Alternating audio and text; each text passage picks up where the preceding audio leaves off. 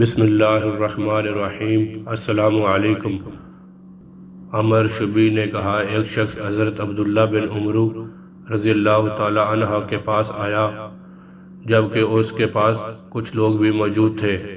وہ بھی ان کے ساتھ بیٹھ گیا اور کہا، مجھے کوئی ایسی بات بتائیں جو آپ نے رسول اللہ صلی اللہ علیہ وآلہ وسلم سے سنی ہو۔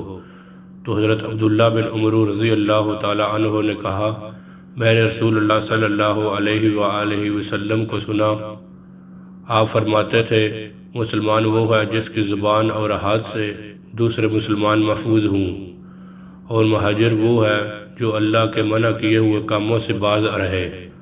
حضرت ابو سعد رضی اللہ تعالی عنہ بیان کرتے ہیں کہ نبی کریم صلی اللہ علیہ وآلہ وسلم سے سوال کیا گیا کہ مومن میں کون سا آدمی کامل ایمان ہے؟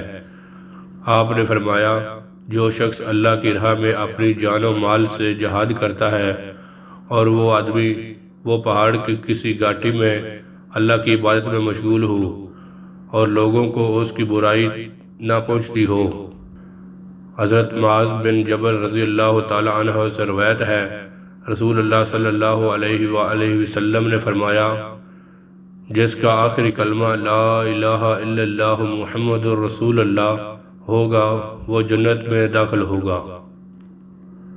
پیارے دوستو، بہترین احادیث، اسلامک واقعات، اسلامک کہانی کے لیے ہمارا چینل ضرور سبسکرائب کریں اور صدقہ جاریہ سمجھ کر ہماری ویڈیو کو زیادہ سے زیادہ شیئر کریں۔ جزاک اللہ خیر۔